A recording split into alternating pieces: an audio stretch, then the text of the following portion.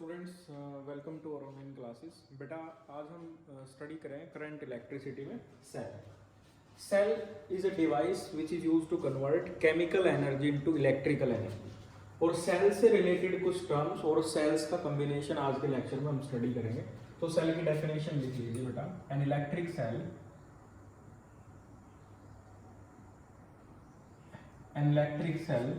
is a device.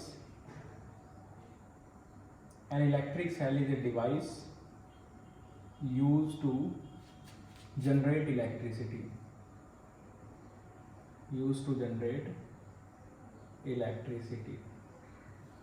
Or to make chemical reaction by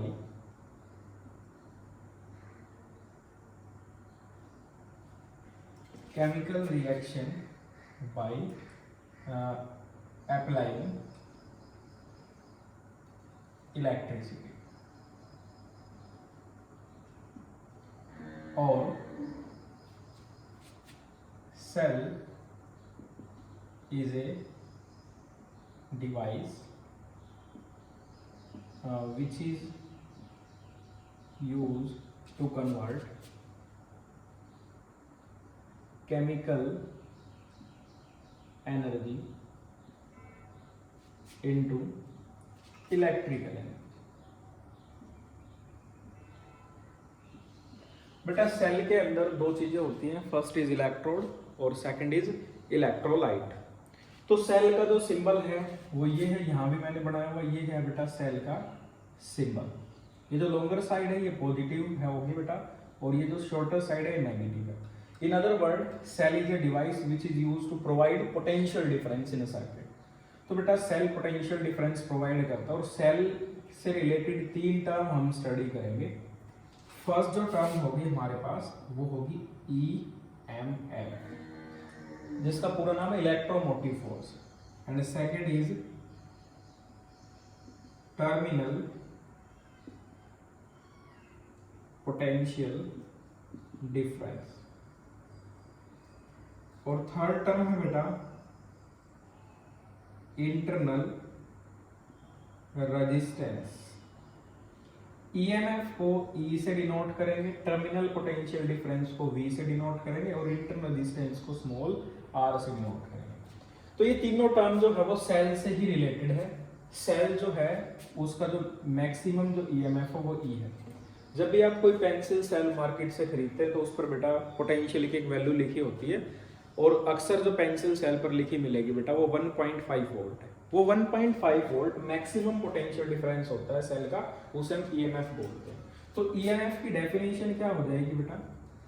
definition होगी maximum potential difference of a cell when it is in open circuit. Maximum potential difference of a cell when it is in open circuit. किसी भी cell का maximum potential difference जो वो cell किसमें, open circuit में।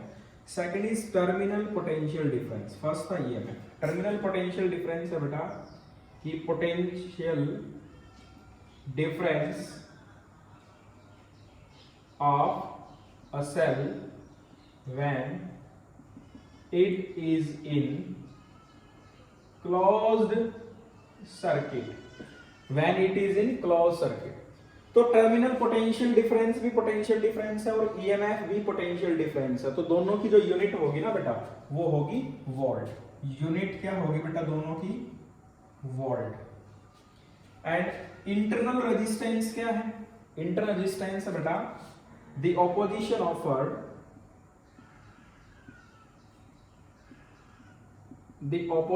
offered by the electrolyte of the cell to the flow of current through it, to the flow of current through it is called internal resistance of a cell, internal resistance of a cell, और इस internal resistance की जो unit है बेटा वो है ओम, ये उसका सिंबल हुआ, ठीक है।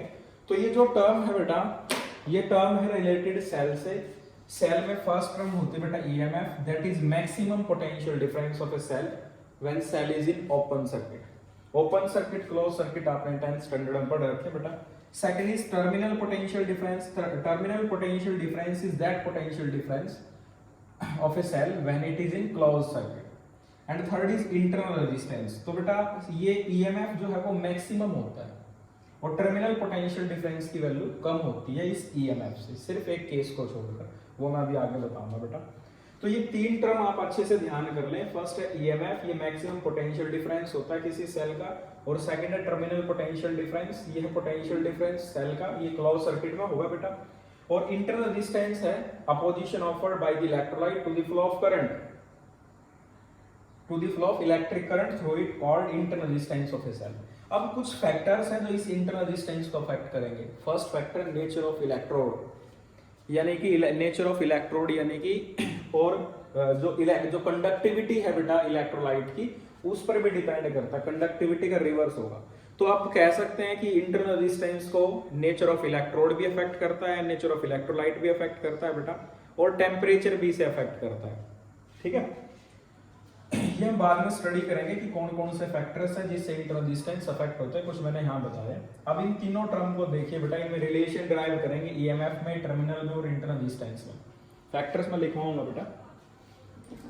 तो सेल भी आपने पढ़ा कि सेल का यूज किया जाता है इलेक्ट्रिसिटी को जनरेट करने के लिए, सिंबल भी पढ़ा बेटा हमने सेल का। और एक से ज्यादा सेल्स अगर हम ग्रुप कर देते हैं, जैसे ये जो सिंबल है, ये सिंबल है बैटरी के लिए, इसमें एक से ज्यादा सेल लगे हुए, ये सिंबल भी आपने 10th स्टैंडर्ड में पढ़ रखे हैं। तो देखिए बेटा ये तीनों टर्म कैसे रिलेटेड है। मेरे पास एक ये सेल है, ये जो लॉन्गर साइड है सेल की ये पॉजिटिव है, और जो शॉर्टर साइड है नेगेटिव है, और ये जो मैं शो कर रहा हूँ ये सेल का रेजिस्टेंस है आर, और इस सेल का जो ईएमएफ है ई है। और इस सेल के साथ एक बड़ा कोई रजिस्टर यानी कि एक्सटर्नल रेजिस्टेंस से बल्ब ये अटैच किया हुआ है, और यहाँ हमारे पास एक की है, ये सर्किट है। और यहाँ बेटा एक वोल्टमीटर लगा है। वोल्टमीटर आप जानते हैं पैरेलल में लगाया जाता है सर्किट में सेल के साथ। अभी तो ये सर्किट है ओपन है, ठीक है, सर्किट में करंट फ्लो नहीं कर रहा है, अभी ओपन सर्किट है।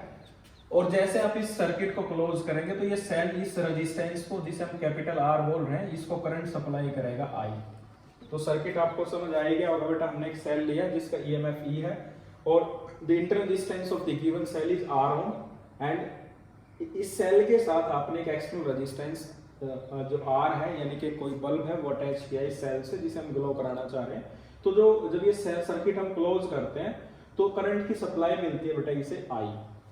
तो हम यहाँ ओम्स लॉ यूज करेंगे। देखिए बेटा अकॉर्डिंग टू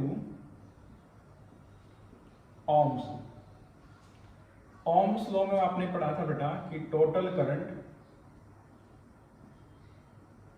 इक्वल टू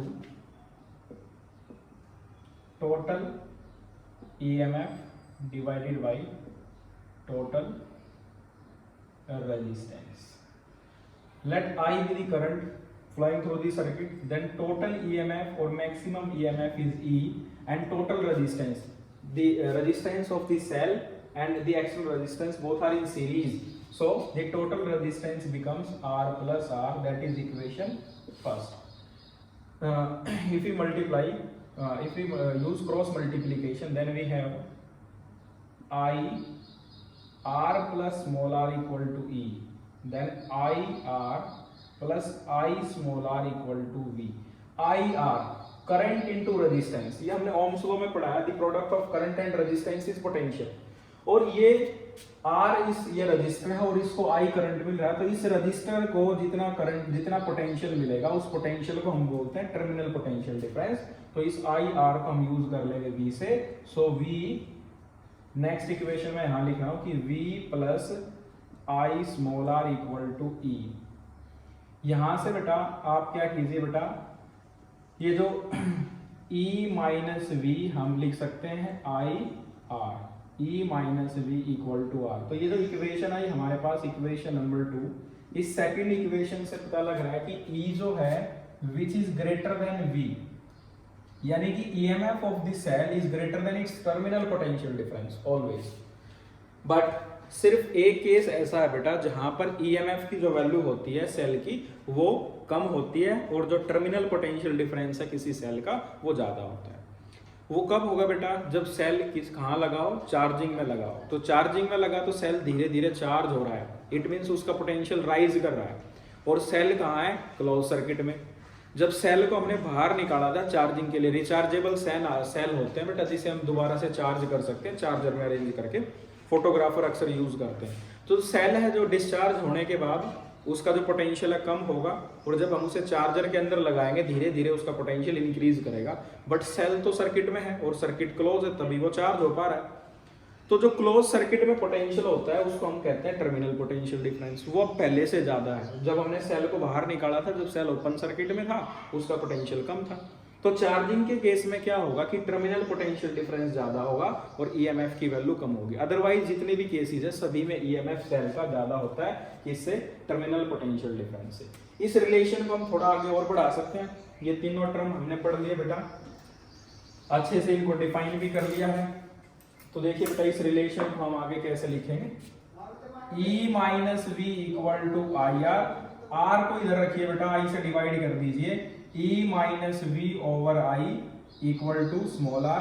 और ओम्स को यूज कीजिए कि V equal to IR then I equal to V by R। तो I की जगह ये वैल्यू रख दीजिए बेटा कि E over V divided by V, और R हम कर देंगे यहाँ पर मल्टीप्लाई और इक्वल टू स्मॉल r। इसे सेपरेट लिख लेंगे। So E over V minus 1 into capital R equal to small r। तो ये हमारे पास एक्सप्रेशन आ गया है थर्ड, ये थर्ड एक्सप्रेशन है हमारे पास। तो देखिए बेटा फर्स्ट एक्सप्रेशन क्या था, ये रिलेशन है करंट में, EMF में, इंटर रेजिस्टेंस में और एक्सटर्नल रेजिस्टेंस में। ये जो रिलेशन है EMF में, टर्मिनल पोटेंशियल डिफरेंस में, करंट एंड इंटर रेजिस्टेंस में, इसमें एक्सटर्नल रेजिस्टेंस के टर्म में निकाला है। तो बेटा ये जो रिलेशन है इनसे आप ग्राफ भी प्लॉट कर सकते हैं। आप कुछ फैक्टर्स लिखिए, factors affecting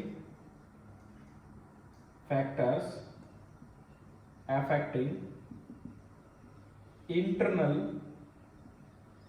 resistance of a cell,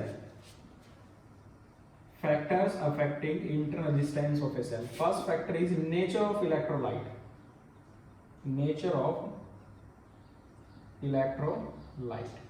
nature of electrolyte पर कैसे डिपेंड करेगा बेटा, internal resistance of a cell is inversely proportional to conductivity of electrolyte। और कंडक्टिविटी क्या है बेटा, नेचर की प्रॉपर्टी है। That's why we can say the nature of electrolyte affect the internal resistance of a cell. Second is nature of electrode, nature of electrode और internal resistance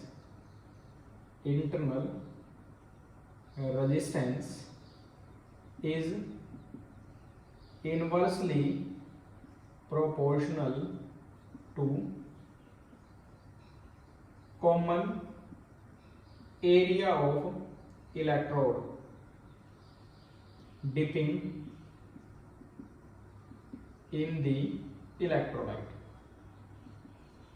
और जो कि कंडक्टिविटी पर भी डिपेंड करता है। जो सेल है इंटर रेजिस्टेंस वो कंडक्टिविटी के इनवर्सली है, तो टेम्परेचर भी उसे अफेक्ट कर सकता है। तो वो अफेक्ट भी आप स्टडी कर लेंगे। ये कुछ फैक्टर्स हमने पढ़े जिससे इंटर रेजिस्टेंस सेल का अफेक्ट होगा। तो सेल से रिलेटेड तीन टर्म है, आप ध्यान रखिएगा बेटा। First is EMF, that is maximum potential difference of a cell. Second is inter resistance, opposition offered by the electrolyte in the flow of current.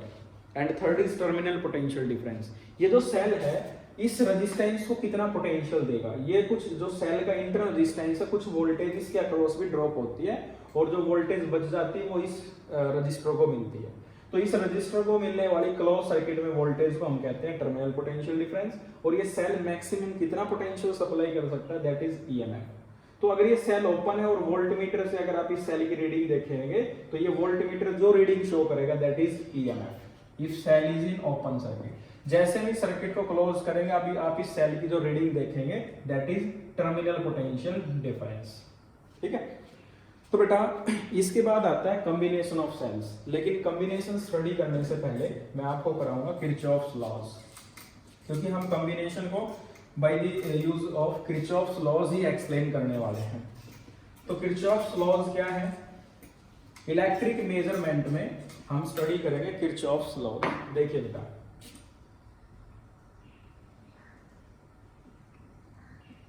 Kirchhoff's laws, Kirchhoff's के दो rule है बेटा। फर्स्ट इज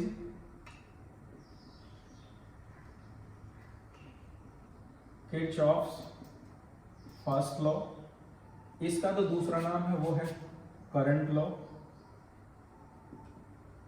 और इसे हम junction law भी कह सकते हैं, जंक्शन लॉ। पहले हम किरचॉफ फर्स्ट लॉ की ही बात करेंगे, जंक्शन लॉ। सेकंड है किरचॉफ्स सेकंड लॉ, इसे वोल्टेज लॉ भी बोल सकते हैं बेटा, और ये एक लूप में यानी कि क्लोज सर्किट में लगता है, इसलिए इसका नाम है लूप लॉ, लूप का नियम। तो पहले फर्स्ट लॉ देखिए,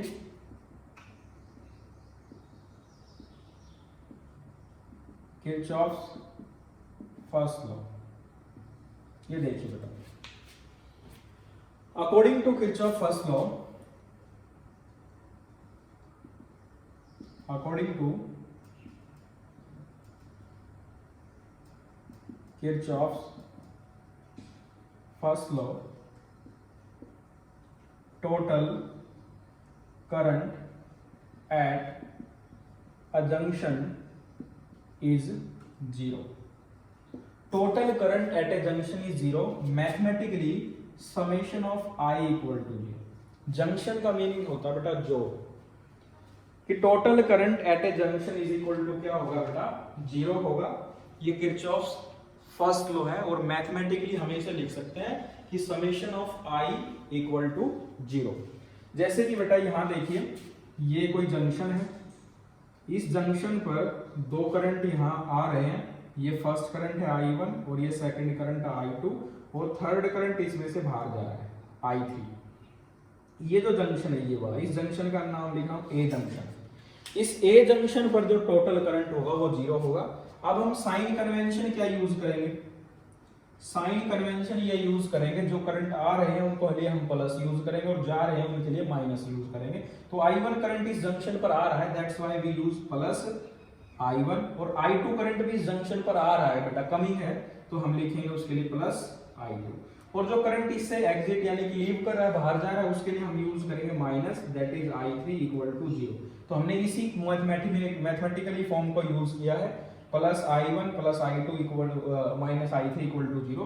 then we can write I1 plus I2 equal to I3। आप साइन कन्वेंशन रिवर्स भी ले सकते हैं, जो आ रहे हैं करंट उनके लिए माइनस यूज करेंगे और जो जाने वाले के लिए प्लस यूज करेंगे, तब भी रिजल्ट सेम आएगा बेटा, क्योंकि इक्वल टू जीरो है उधर। तो ये लो आपको ये बता रहा है कि ये जो जंक्शन है, ये इस जंक्शन पर जो टोटल करंट होगा वो जीरो होगा, जो करंट आ रहे हैं उनका सम, जो करंट बाहर जा रहे हैं उनके सम के इक्वल होगा। ये किरचॉफ्स फर्स्ट लॉ है, और किरचॉफ फर्स्ट लॉ बेटा बेस्ड है law of conservation of charge पर, और it can applicable for open as well as close circuit. तो आप इसका यूज ओपन सर्किट में भी कर सकते हैं और क्लोज सर्किट में भी कर सकते हैं, और ये बेस्ड है law of conservation of charge पर। ठीक है, अब बेटा इसको करंट का रूल इसलिए कहते हैं क्योंकि करंट की मेजरमेंट बता रहा है हमें, और जंक्शन लॉ इसलिए बोल रहे हैं क्योंकि जंक्शन पर करंट का आइडिया हमें दे रहा है। अब सेकंड बात करेंगे बेटा किरचॉफ्स सेकंड लॉ, किरचॉफ्स का दूसरा रूल, इसे वोल्टेज लॉ भी कहते हैं और लूप लॉ भी बोलते हैं। तो इसकी स्टेटमेंट देखिए बेटा, according to Kirchhoff second law, according to Kirchhoff's second law, total voltage in a loop is zero, mathematically summation of V equal to zero। यहां करंट जीरो था बेटा जंक्शन पर, और यहां स्टेटमेंट है कि total voltage in a loop is equal to zero, और mathematically form बेटा आपको ध्यान रखनी है इस बार है summation of V equal to zero. Total potential in a loop is zero. Loop means होगा बेटा क्लोज सर्किट। तो ये जो लॉ है ये क्लोज सर्किट में लगेगा। फर्स्ट ओपन और क्लोज दोनों में यूज किया जा सकता है, बट सेकंड के लिए कंडीशन है कि आप उसे क्लोज सर्किट में यूज कर सकते हैं। First law is based on law of conservation of charge, whereas second law is based on law of conservation of energy. तो चलिए बेटा इसको भी अंडरस्टैंड करते हैं। उसके लिए हमें एक डायग्राम, एक सर्किट डायग्राम ड्रा करना होगा। वो सर्किट डायग्राम देखिए बेटा, हमारे पास ये सेल है और ये एक रेजिस्टेंस है, एक रेजिस्टेंस यहाँ अटैच है बेटा, और एक सेल ये है। First cell of EMF E1 and resistance is R1, second cell of EMF E2, resistance is R2 and this one is third resistor of resistance R3।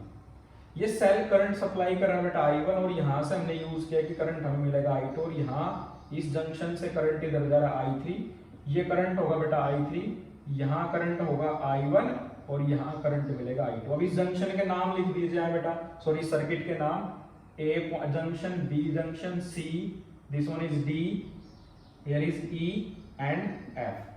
ये हमारे पास एक सर्किट है। इस सर्किट में हमने कुछ सेल लिए हैं, जिसमें फर्स्ट सेल है जिसका EMF E1 है, सेकंड सेल का EMF E2 है, बोथ आर आइडियल, यानी कि they have zero internal resistance. और हमारे पास तीन एक्सटर्नल रेजिस्टेंस है, first is R1, second is R2 and third is R3।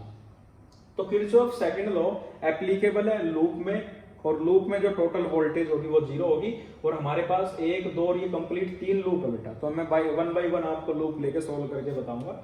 But इसमें आपको ये याद रखना है बेटा कि जो वोल्टेज है ना, वोल्टेज के लिए या तो डायरेक्ट हमें कोई EMF दे रखा होगा, या एक आपने टर्मिनल पोटेंशियल डिफरेंस पढ़ा था V, और वो किसके इक्वल होगा, I और R के इक्वल। जैसे कि बेटा मेरे पास एक लूप है, टेकिंग लूप ABCFA, ये लूप है बेटा ABCFA। तो इस केस में जब हम किरचॉफ्स लॉ यूज करेंगे इस लूप में, तो मैं A से B जा रहा हूं, तो मेरे सामने जो बैटरी का यानी कि जो सेल का पॉजिटिव पोल है, तो साइन कन्वेंशन क्या रहेगा, साइन कन्वेंशन ये रहेगा कि अगर आप जिस डायरेक्शन में चल रहे हैं, if we move A to B, और बैटरी यानी कि सेल का पॉजिटिव पोल है, तो आप उस EMF को प्लस लेंगे। और जैसे अगर सेकंड केस बेटा मैं अगर B से A की तरफ आ रहा हूं, तो मेरे सामने फ्रंट सबसे पहले जो पोल आएगा वो नेगेटिव होगा, तो मैं उस EMF को नेगेटिव लूंगा। आप रिवर्स भी कर सकते हैं क्योंकि इक्वल टू जीरो मैंने पहले ही बताया बेटा। तो इस लूप में EMF प्लस और माइनस कब लिया जाएगा बेटा, EMF प्लस कब लिया जाएगा, जब आपके पाथ की डायरेक्शन में पॉजिटिव पोल पहले आता है। और अगर आपके पाथ की डायरेक्शन में, लूप की डायरेक्शन में पहले नेगेटिव पोल आता है, then we use negative EMF। Second, दूसरा है बेटा अगर आपको कोई रेजिस्टेंस गिवन और उसके अक्रॉस करंट गिवन है, तो वोल्टेज तो ड्रॉप होगी बेटा उस रेजिस्टेंस के पास, तो वो वोल्टेज प्लस कब ली जाएगी और माइनस कब ली जाएगी। तो ध्यान रखना, जो आपके लूप की डायरेक्शन है, अगर करंट सेम डायरेक्शन में है तो आप प्लस लेंगे वोल्टेज को, but if the direction of loop and the direction of current both are opposite, यानी कि जो एंगल होगा वो 180 डिग्री होगा, एंटी पैरेलल होंगे। कौन कौन बेटा, आपके लूप की डायरेक्शन और करंट की direction, then we use minus sign. ठीक है, तो इस लूप में ही देखते हैं इसको, ये साइन कन्वेंशन को समझते हैं बेटा, कि जैसे मुझे A से B मूव करना है, मेरे सामने पहले सेल है, सेल का पॉजिटिव पोल मेरे सामने, तो मैं इसे लिखूंगा प्लस E1। मैंने सेल के EMF को प्लस इसलिए लिखा है क्योंकि पॉजिटिव पोल मेरे सामने पहले है। फिर जैसे बेटा मैं A सेल से आगे बढ़ रहा हूं, मुझे रेजिस्टेंस मिल गया, इस रेजिस्टेंस के अक्रॉस जो वोल्टेज ड्रॉप होगी उसमें वो प्लस लिखी जाएगी या माइनस लिखी जाएगी। तो देखिए मैं मूव कर रहा हूं, हमारे लूप की डायरेक्शन A से B और करंट आ रहा है B से A की तरफ, तो we use negative sign. So voltage equal to current into resistance in this circuit, या in this case current is I1 and resistance is R1। Clear, हम A से B मूव कर चुके और हमने टोटल वोल्टेज लिख ली है जो हमारे सर्किट में जितनी वोल्टेज है। फिर B से C कोई भी रेजिस्टेंस नहीं है, आइडियल है, कंडक्टर जो का रेजिस्टेंस नेग्लिजिबल है, तो B से C वोल्टेज ड्रॉप नहीं होगी। फिर हमें मूव करना है C से F की तरफ। जैसे आप C से F की तरफ आ रहे हैं, आप देखना करंट आपके अपोजिट और रेजिस्टेंस भी है, सो वोल्टेज के लिए फिर से माइनस साइन यूज होगा, क्योंकि हमारे लूप की डायरेक्शन और करंट की डायरेक्शन अपोजिट है, तो आपको माइनस यूज करना है बेटा। एंड द करंट वोल्टेज है current into resistance, and current is I3 and resistance is R3। हम यहाँ F पर पहुंच चुके हैं और F से A कोई रेजिस्टेंस नहीं, हम इक्वल टू 0 लिख देंगे। ये टोटल वोल्टेज आ गई है बेटा। किरचॉफ्स सेकंड लॉ से हमने इस लूप में टोटल वोल्टेज निकाल दिया। साइन कन्वेंशन आप ध्यान रखिएगा, पॉजिटिव इसका अपोजिट भी ले सकते हैं क्योंकि इक्वल से उधर जाते हैं ये रिवर्स हो जाएंगे, ठीक है। तो आप इस साइन कन्वेंशन का यूज कर सकते हैं। नेक्स्ट जो लूप लेंगे हम वो है F C D E F। इस लूप में यूज करके देखिए बेटा, इसे F से C आपके लूप की डायरेक्शन करंट की direction same, then we use plus I3 R3। फिर C से D और D से जब आप E मूव करेंगे, C से D कोई रजिस्टर नहीं है, छोड़ देंगे हम। सो D से E की तरफ करंट की डायरेक्शन और आपके लूप की direction same, resistance R2 current I2, so plus I2 R2। फिर आगे सेल है और सेल का EMF नेगेटिव है, सॉरी E2 है और आपके पहले पोल आया नेगेटिव, सो हम यूज करेंगे माइनस E2 इक्वल टू 0 क्योंकि E से आप कुछ नहीं है, ठीक है। तो आप बेटा ऐसे यूज करेंगे किरचॉफ्स सेकंड लॉ को। यहां से आपको पता लगा किरचॉफ फर्स्ट लॉ और किरचॉफ सेकंड लॉ क्या है बेटा, और इन दोनों का यूज कहां करेंगे, अभी सेल्स के कॉम्बिनेशन में करेंगे। अब हम सेल का जो कॉम्बिनेशन स्टडी करेंगे उस कॉम्बिनेशन में हम इन्हीं दो केसेस को साथ में लेकर इसे सॉल्व करने वाले हैं बेटा, ठीक है। तो आई होप आपको किरचॉफ्स लॉज क्लियर हो गए होंगे बेटा। अभी स्टार्ट करते हैं combination of cells. Combination of cells, cells का कॉम्बिनेशन को हम बैटरी कहते हैं और कॉम्बिनेशन ऑफ सेल्स हम कई मेथड से कर सकते हैं, यानी कि सीरीज से भी कर सकते हैं, पैरेलल से भी कर सकते हैं और मिक्स भी अरेंज कर सकते हैं, ठीक है। और सेल बेटा आइडेंटिकल भी हो सकते हैं। आइडेंटिकल यानी कि सभी सेल्स का ईएमएफ अगर सेम है, सभी सेल का रेजिस्टेंस, इंटरनल रेजिस्टेंस भी सेम है, तो हम उन सेल्स को आइडेंटिकल नाम देंगे। But first we start with different cells, then at last we convert the expression for different cell into identical cells। तो चलिए बेटा स्टार्ट करते हैं। फर्स्ट हम पढ़ेंगे कॉम्बिनेशन ऑफ सेल्स में series combination. Series combination, series combination में बेटा हम पहले 2 या 3 सेल से एक्सप्रेशन करेंगे और बाद में उसे n सेल में कन्वर्ट कर देंगे। तो बेटा देखिए हमारे पास ये है फर्स्ट सेल, ये सेकंड सेल है बेटा और ये थर्ड सेल। इन तीनों सेल को हमने एक एक्सटर्नल रेजिस्टेंस, कोई स्मॉल बल्ब है, एक कोई छोटी एलईडी है, उसके साथ इसको अरेंज कर रखा with the help of a की। ये जो एक बल्ब है उसका रेजिस्टेंस आ रहा है, एक्सटर्नल रेजिस्टेंस, और ये तीनों सेल मिलकर करंट की सप्लाई कर पाते हैं I इस रजिस्टर को। तो ये जो फर्स्ट सेल है इसका ईएमएफ मैं लिख रहा हूं बेटा E1 और इसका इंटरनल रेजिस्टेंस R1। ये डिफरेंट सेल है तो सभी का ईएमएफ अलग होगा, E2 और ये R2, ये ईएमएफ E3 और ये resistance R3। We consider 3 cells, first of EMF E1, second E2, third E3, and internal resistance of first cell is R1, second is R2, and third is R3. The all 3 cells are arranged in series and they supply a voltage to an external resistance of RO. Let I be the current flowing through this combination of the cell. Clear बेटा?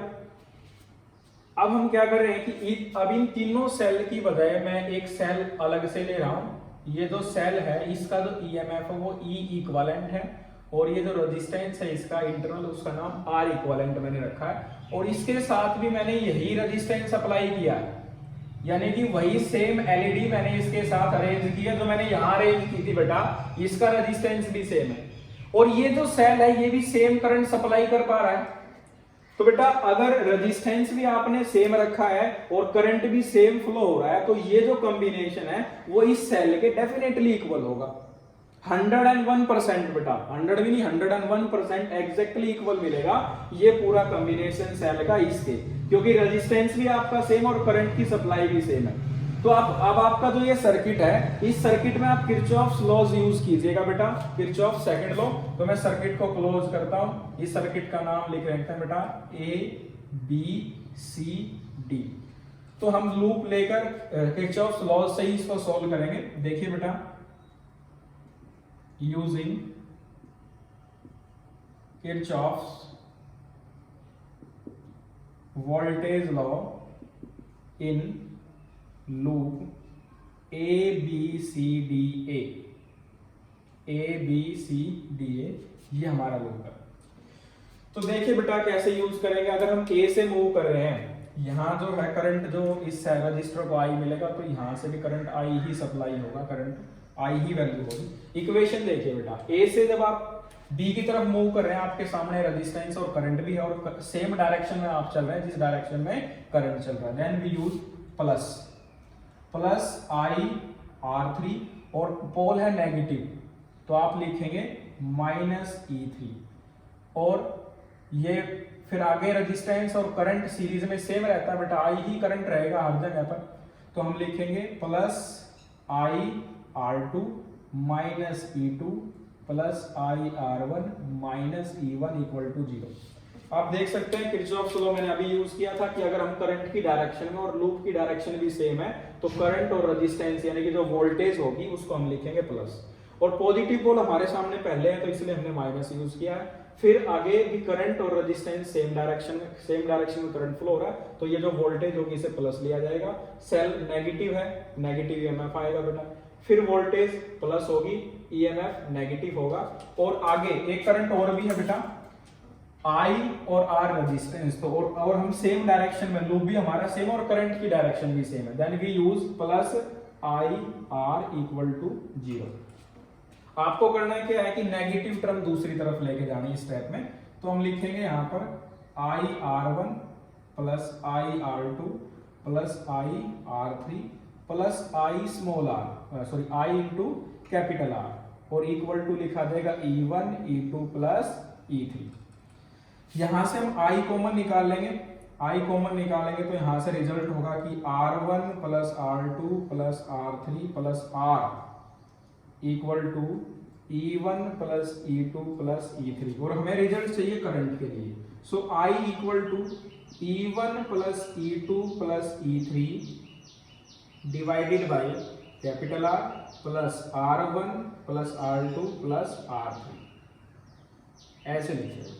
ये हमारे पास final result आ गया Kirchhoff's law use करने पर। अब हम इसे क्या करेंगे, हम इसे n की टर्म में कन्वर्ट कर देंगे। और n की टर्म में कैसे कन्वर्ट करेंगे, I equal to E1 plus E2 plus E3 plus so on up to En if we have the n cells which are grouped in series, which are arranged in series, then total EMF of cell is E। 3 के लिए बेटा E1 E2 E3, 4 के लिए होगा E1 E2 E3 E4, और n के लिए हम अप टू n लिखेंगे।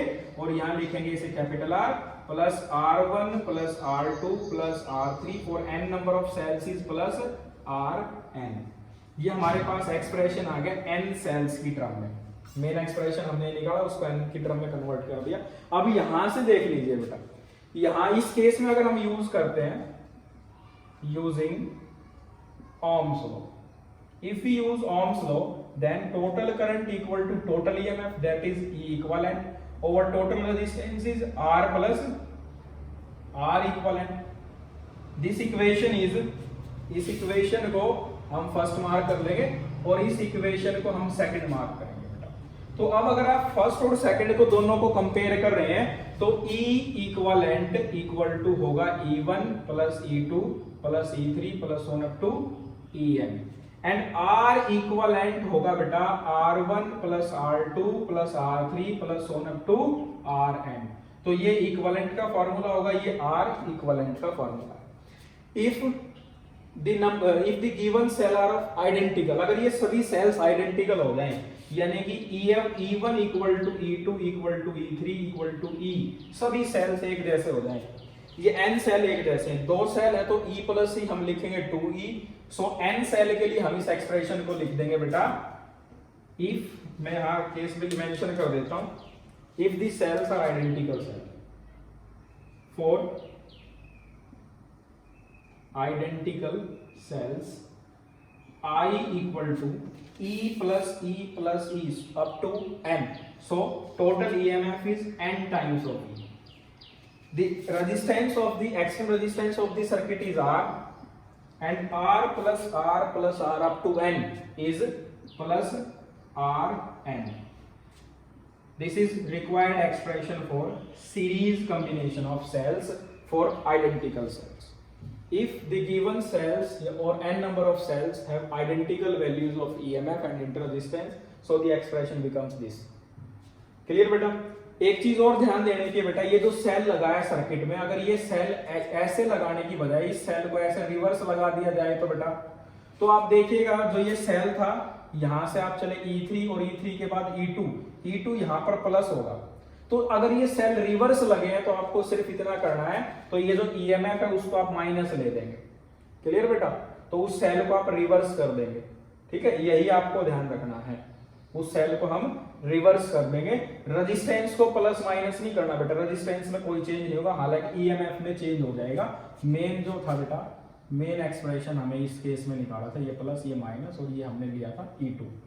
तो ये सीरीज कॉम्बिनेशन हमारा इसी के साथ ही कंप्लीट हो गया है। ये रिजल्ट है फर्स्ट जो हमने 3 सेल के लिए डिराइव किया और फिर लास्ट में जाके इसको n सेल के लिए हमने कन्वर्ट कर दिया। अगर किसी सेल का इंटर रेजिस्टेंस 0 हो जाता है, if the given cells have negligible value of inter resistance, then small r equal to 0 and I equal to NE divided by R। NE यानी कि जितने ज्यादा सेल्स आप यूज करेंगे, यानी कि नंबर ऑफ सेल्स के करंट डायरेक्टली प्रोपोर्शनल होगा। If we use 2 cell then current is more, and if we use 6 cell the current is increases. Clear? तो करंट जो है नंबर ऑफ सेल्स पर डिपेंड करेगा if inter resistance of the cell having negligible values. तो ये था बेटा series combination, और मैंने किरचॉफ्स लॉ से आपको ये एक्सप्लेन कराया। अब हम स्टार्ट करेंगे बेटा पैरेलल कॉम्बिनेशन ऑफ सेल्स, और वो भी ऐसे ही करेंगे जैसे हमने सीरीज कॉम्बिनेशन को किया है। पैरेलल कॉम्बिनेशन भी बिल्कुल ऐसे ही करेंगे हम। तो चलिए स्टार्ट करते हैं बेटा पैरेलल कॉम्बिनेशन ऑफ सेल्स।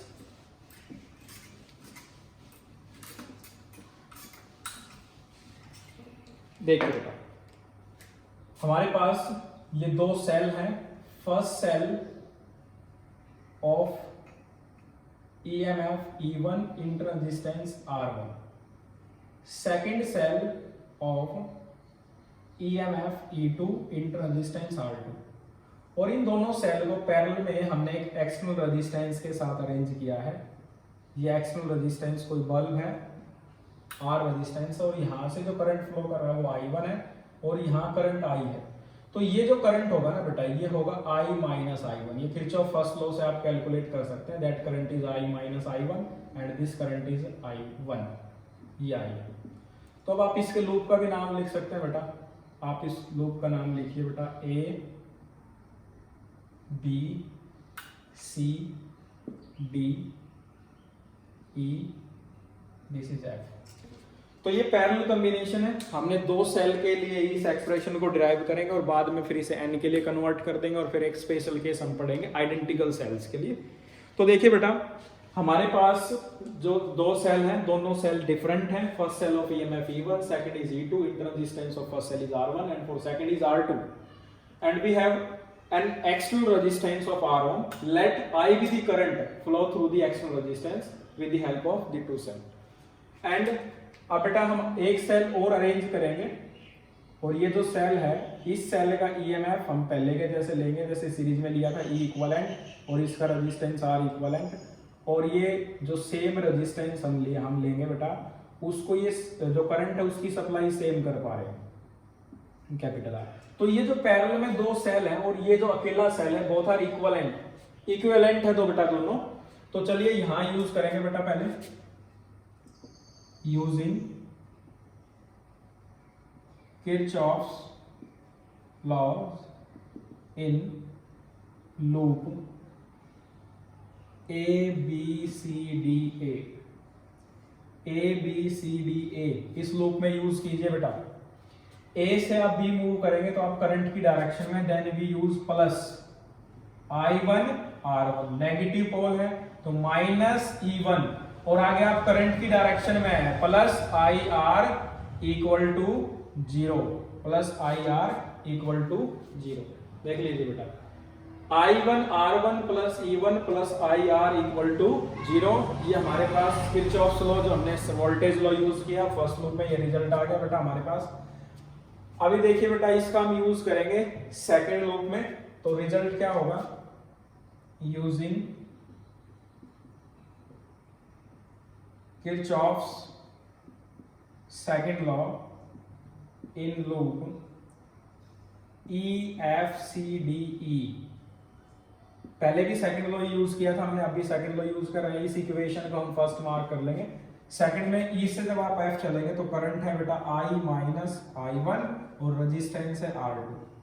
आगे चलेंगे तो बेटा minus E2 plus IR equal to 0। अब इसको थोड़ा और सोल्व कर लेंगे, इसको आगे मल्टीप्लाई करेंगे बेटा I R2 minus I1 R2 minus E2 और प्लस IR इक्वल टू 0। इसे हम नंबर 2 मार्क कर लेंगे। हमारे पास जो फर्स्ट इक्वेशन है बेटा और सेकंड इक्वेशन है, इन दोनों इक्वेशन की हेल्प से आपको करंट की वैल्यू निकालनी है, I करंट की। जो करंट इस R रेजिस्टेंस के अक्रॉस फ्लो हो रहा है, हमें उस करंट की वैल्यू निकालनी है। लेकिन आप जब ध्यान से देखेंगे दोनों इक्वेशन में करंट दो है बेटा, दोनों ही इक्वेशन में एक करंट है I और दूसरा करंट है I1। हमें कुछ मैथमेटिकल प्रोग्राम यूज करके इन दोनों इक्वेशन से I1 को रिमूव करना है और हमें दोनों इक्वेशन को I की टर्म में कन्वर्ट करना है। तो उसके लिए क्या करेंगे बेटा, उसके लिए फर्स्ट इक्वेशन को हम मल्टीप्लाई कर देंगे R2 से और सेकंड इक्वेशन को मल्टीप्लाई कर देंगे R1 से। ये हमारा था स्टेप फर्स्ट। अब स्टेप नंबर 2 देखिए बेटा, स्टेप नंबर सेकंड स्टेप में जो हमारे पास फर्स्ट इक्वेशन है उसको मल्टीप्लाई करना है बेटा R2 से मल्टीप्लाई करना है फर्स्ट इक्वेशन को और ऐड करना है किसमें, R1 से सेकंड इक्वेशन को मल्टीप्लाई करने के बाद। तो ये इक्वेशन देखिए, हमने इस इक्वेशन को मल्टीप्लाई किया किससे बेटा, यहां मल्टीप्लाई किया R2 से और यहां मल्टीप्लाई किया R1 से और फिर इन दोनों को ऐड करना है। तो यहां जब इसको R2 से मल्टीप्लाई करेंगे फर्स्ट इक्वेशन को, रिजल्ट होगा I1 R1 into R2, I1 R1 R2 minus E1 R2 plus I R2 equal to, जब इसको मल्टीप्लाई करेंगे तो यहां रिजल्ट होगा बेटा I R1 R2 minus I R1 R2 minus E2 R1 and plus I capital R R1। Plus किया बेटा हमने दोनों को, यहां प्लस कर दिया दोनों को और इक्वल टू हम यहां कर देंगे 0। हमने फर्स्ट में जो फर्स्ट इक्वेशन निकाली थी और सेकंड इक्वेशन निकाली फर्स्ट स्टेप में, इन दोनों से हमें इस I1 वाली टर्म को रिमूव करना है। उसके लिए हमने फर्स्ट को मल्टीप्लाई किया R2 से, सेकंड को मल्टीप्लाई किया R1 से और दोनों को ऐड कर दी। ये मैंने मैथमेटिकली लिखा है, इस इक्वेशन से आप ये समझ सकते हैं कि अब स्टेप सेकंड में किया क्या गया है, ये किया है बेटा। तो आप देखिए इसमें I1 R1 R2 और यहां भी I1 R1 R2 कैंसिल हो जाएगा और रिजल्ट बचेगा बेटा हमारे पास कि I R2 plus I R1 R2 minus E1 R2 minus E2 R1 plus I R1 equal to 0। यहां से नेगेटिव वैल्यू को उस तरफ लेकर जाएंगे कि I R2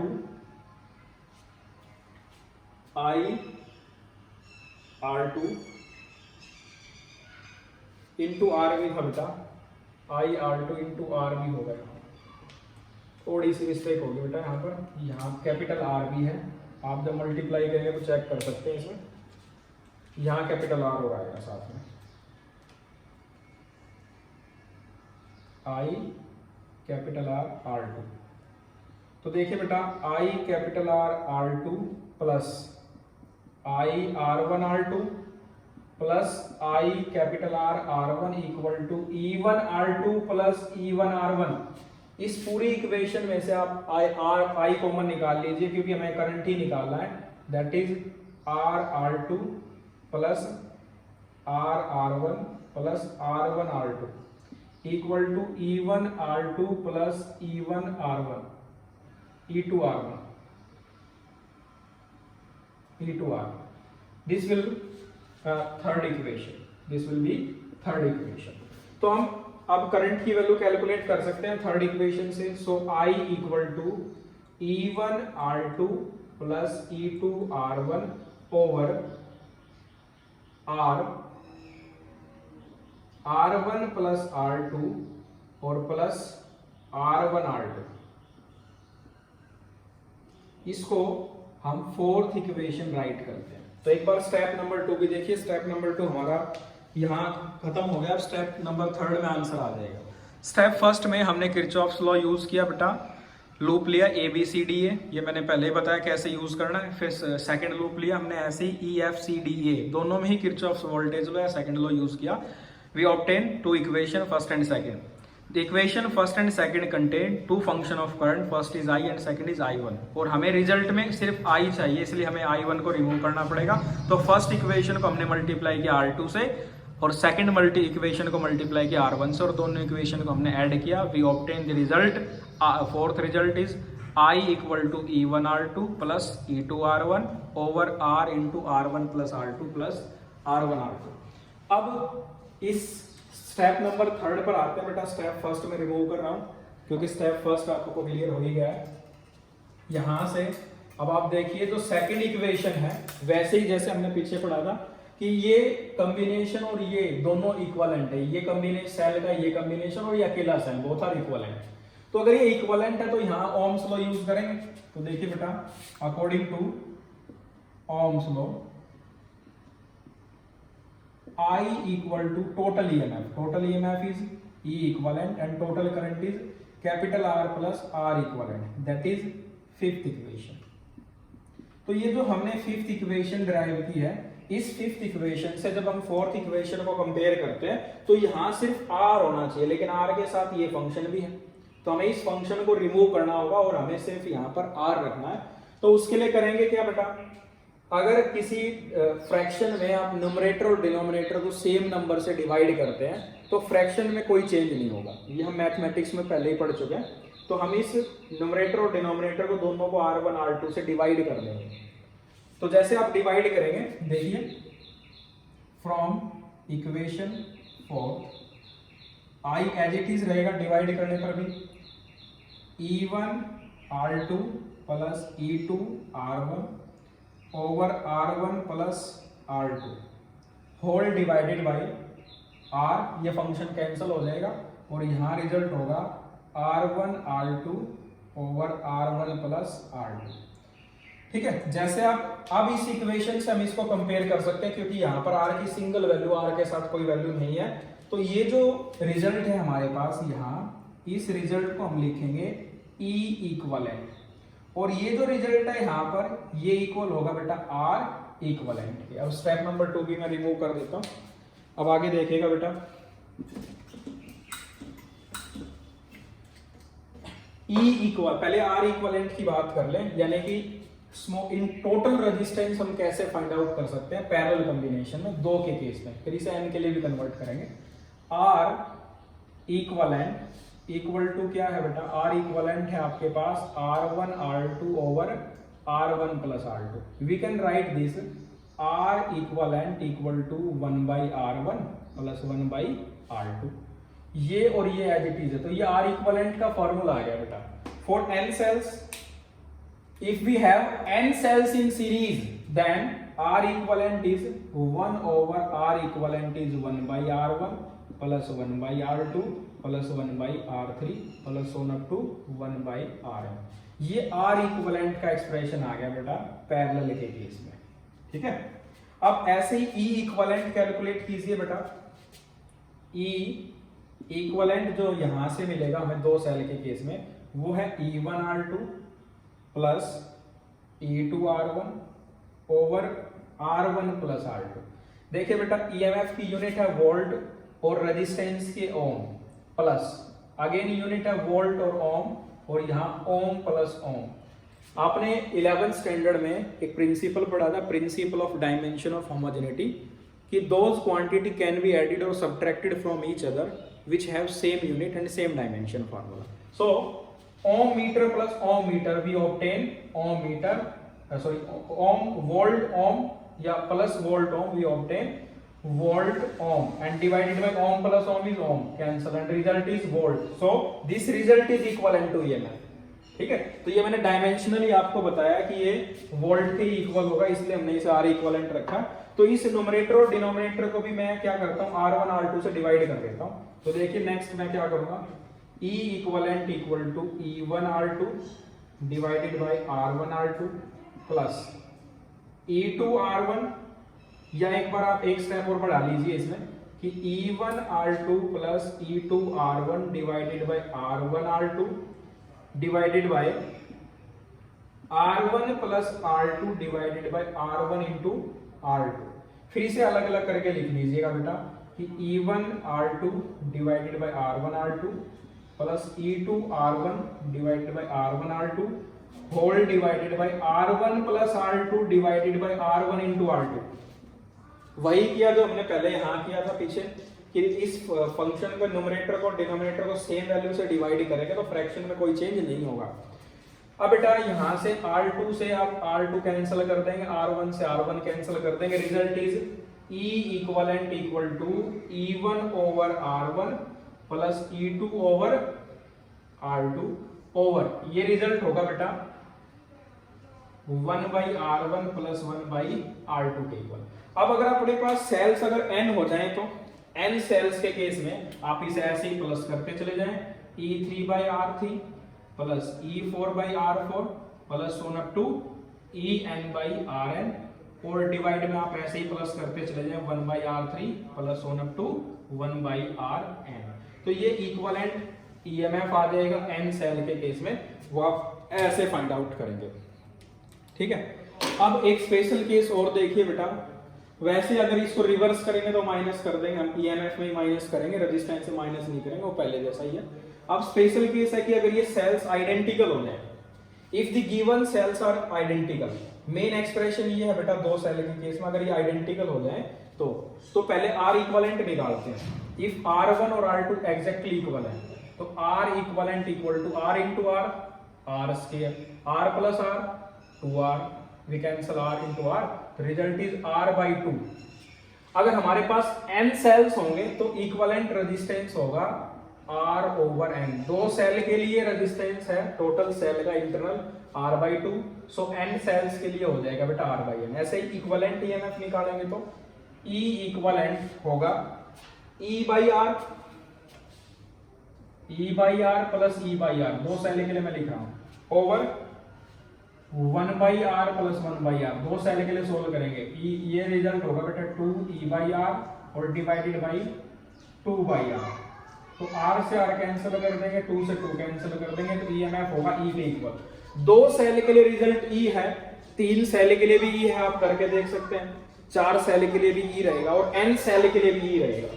तो हमारे पास सीरीज में इक्विवेलेंट EMF, सॉरी पैरेलल में इक्विवेलेंट EMF की वैल्यू है E, और ये external resistance as it is रहेगा, और प्लस इक्विवेलेंट रेजिस्टेंस यानी कि इंटरनल रेजिस्टेंस जो होगा total that is R by n, R over n। So expression becomes I equal to NE divided by n capital R plus small r। ये एक्सप्रेशन हो जाएगा बेटा किस केस में, पैरेलल के केस में। तो देखिए हमने किरचॉफ्स लॉ से इसको एक्सप्लेन किया। लास्ट जो रिजल्ट मैंने निकाला, ये जो लास्ट रिजल्ट है ये वाला, ये है n सेल्स के केस में, पैरेलल के केस में, और जब सभी सेल्स कैसे हो, आइडेंटिकल हो। अब हमारे पास सिर्फ एक केस और रहा है, वो है आइडेंटिकल सेल्स मिक्स्ड कॉम्बिनेशन। ये लास्ट केस है सेल्स में, उसके बाद सेल्स क्लियर है बेटा आपके। तो मिक्स्ड कॉम्बिनेशन भी स्टार्ट करते हैं। 3 स्टेप में हमने इस डेरिवेशन को कंप्लीट किया, और मैंने आपको बताया कि इक्विवेलेंट EMF कैसे कैलकुलेट करेंगे टोटल सेल्स का, if the cells are arranged in series as well as in parallel। So now we discuss the mixed combination of cells। We have n number of cells, all cells are identical, these are n cells।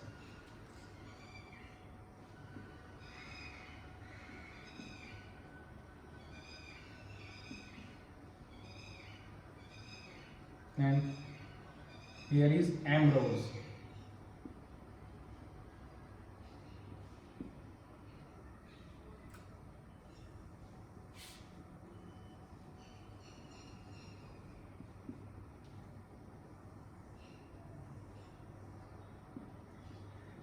R register। All the cells have same value of EMF and internal resistance, EMF equal to E, resistance equal to R।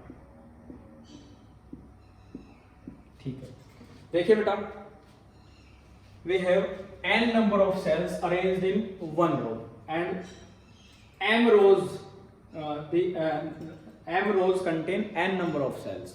एक जो रो है हमारे पास ये, इसके अंदर n cell लगे हुए हैं और ऐसे n सेल के हमारे पास m रोज है।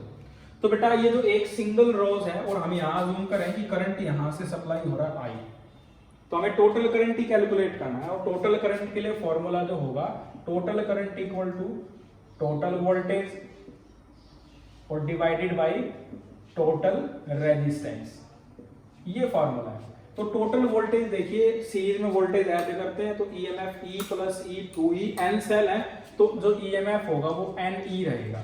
इस रो का भी NE रहेगा, इस रो के लिए भी NE वोल्टेज होगी और इस रो के लिए भी NE, और वोल्टेज पैरेलल में सेम होगी। तो जितनी एक जो रो की वोल्टेज है वही इस रेजिस्टेंस को मिलेगी बेटा, क्योंकि पैरेलल में वोल्टेज क्या रहती है, सेम, और जो टोटल वोल्टेज इसके लिए होगी वो सेम रहेगी। जैसे कि आपने पैरेलल में अभी यहाँ मैंने कराया ना, दो सेल ले रहे थे हम, दो सेल के केस में ईएमएफ फर्स्ट सेल का E था, सेकंड E था, तो टोटल इक्विवेलेंट ईएमएफ भी E के इक्वल था। तो फर्स्ट सेल ये वहां पे एक सिंगल सेल अज्यूम कर लीजिए जिसका ईएमएफ NE है, ये भी सिंगल सेल है जिसका ईएमएफ NE है। तो इस रेजिस्टेंस के अक्रॉस जो इक्विवेलेंट ईएमएफ मिलेगा वो NE के इक्वल होगा। तो टोटल वोल्टेज हमें मिल गई है, total voltage equal to NE। अब टोटल रेजिस्टेंस क्या होगा, R रेजिस्टेंस तो ये है एक्सटर्नल। इस फर्स्ट रो के लिए जो रेजिस्टेंस है दैट इज NR, सीरीज में रेजिस्टेंस ऐड करते हैं, सीरीज के लिए फॉर्मूला होता है RS equal to R1 plus R2 plus R3। तो R प्लस R, तीन रजिस्टर के लिए 3R, N के लिए NR, इस रो के लिए NR। अगर हमारे पास सिर्फ दो रो है तो 1 over NR plus 1 over NR equal to 1 over R equivalent, and result is 2 over NR equal to 1 over R equivalent, and R equivalent equal to NR by 2। लेकिन अब हमारे पास दो सेल नहीं है, ऐसी दो रो ही नहीं, हमारे पास M रो है, तो जो टोटल रेजिस्टेंस हो जाएगा which is equal to NR over M, NR over M। अगर हम क्रॉस मल्टीप्लाई करेंगे, सॉरी इसे सोल्व करेंगे एलसीएम लेकर, तो रिजल्ट होगा NME divided by N capital R plus M capital R into NR, ये रिजल्ट होगा बेटा, which is the expression for total current across the mixed combination of cells and the cells are identical। अब जब सभी जो sales हैं अगर वो आइडेंटिकल हैं तो टोटल एक्सप्रेशन होगा बेटा I equal to NME over MR plus NR।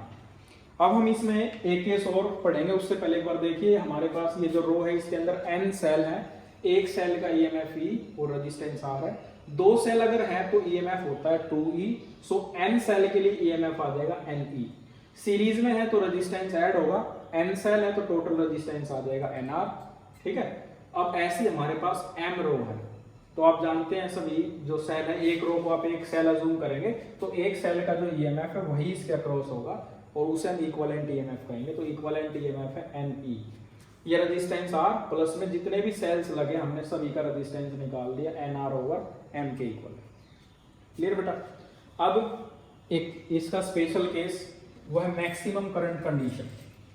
Maximum current condition क्या है, वो मैक्सिमम करंट कंडीशन इस मिक्स्ड कॉम्बिनेशन में देखिए, ये जो करंट है ये मैक्सिमम कब होगा, जब ये जो फंक्शन है डिनोमिनेटर, इस डिनोमिनेटर की वैल्यू कम से कम हो। तो देखिए यही मैं लिख रहा हूं, I will be maximum if n small r plus m capital R is minimum. If this function is minimum, then I will be maximum. So nr plus mr, इसके साथ में माइनस रूट ऑफ 2nr और mr में minus कर रहा हूँ और इसी क्वांटिटी को मैं प्लस कर देता हूँ, 2nr mr equal to minimum. तो अगर हम सेम क्वांटिटी ऐड और सब्ट्रैक्ट करते हैं तो फंक्शन पर कोई चेंज नहीं आता। अब इस क्वांटिटी को हम ऐसे लिख सकते हैं, root of nr whole square plus root of mr whole square minus root of 2nr m capital R और plus root of 2n small r m capital R equal to minimum. ये equation और ये एक ही बात है, कोई change नहीं कर, रूट से रूट कैंसिल करेंगे, इससे कैंसिल करेंगे, वही रिजल्ट होगा।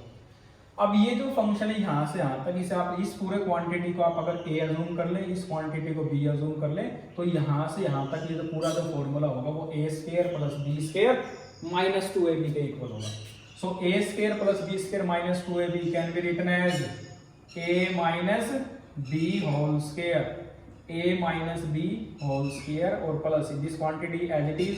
सो 2nr और m capital R equal to minimum, that is equation first. This result is minimum if root of nr minus root of m capital R whole square equal to 0. This result is minimum if this value is equal to 0. क्यों बेटा ये value equal to 0 क्यों रखी हम minimum के लिए? क्योंकि देखिए बेटा इस केस में ये जो वैल्यू है r जो है इंटरनल डिस्टेंस उसकी वैल्यू पहले ही बहुत कम है और r की वैल्यू ज्यादा है, और प्रोडक्ट में जब हम स्मॉल वैल्यू से मल्टीप्लाई करते हैं आंसर वैसे ही कम आता है, और रूट लेंगे तो वैल्यू और कम होगी। बट ये फंक्शन कहीं ना कहीं इसकी वैल्यू बढ़ सकती है क्योंकि इसका स्क्वायर किया हुआ है, तो इसलिए अगर ये रिजल्ट हम 0 प्रूव कर दें तो ये जो फंक्शन है ये वाला ये मिनिमम ही होगा। और यानी कि हमें पता लग गया कि करंट जो है वो मैक्सिमम कब होगा, जब ये वाला फंक्शन इक्वल टू क्या हो जाए 0। So this can be written as again nr minus root of mr equal to 0। इस फंक्शन का स्क्वायर 0 है तो फंक्शन खुद भी 0 होगा, ऐसा हम लिख सकते हैं। So root of nr equal to root of mr scaling on both side r equal to mr over n. If the internal distance of the n cells and m rows equal to mr over n, then current will be maximum. तो हमने ये mixed combination के case में condition ऐसे निकाल दी है जिसके लिए जो रेजिस्टेंस होगा सॉरी जो करंट होगा उसकी वैल्यू क्या होगी मैक्सिमम होगी। तो ये था बेटा मिक्स्ड कॉम्बिनेशन सेल का। इससे पहले हमने सीरीज कॉम्बिनेशन पढ़ा, पैरेलल कॉम्बिनेशन पढ़ा और EMF terminal potential difference internal distance से हम इंट्रोड्यूस हुए। तो बेटा नेक्स्ट क्लास में हम व्हीटस्टोन पीरियड स्टार्ट करेंगे, तो मिलते हैं नेक्स्ट लेक्चर में। Thanks for watching the video.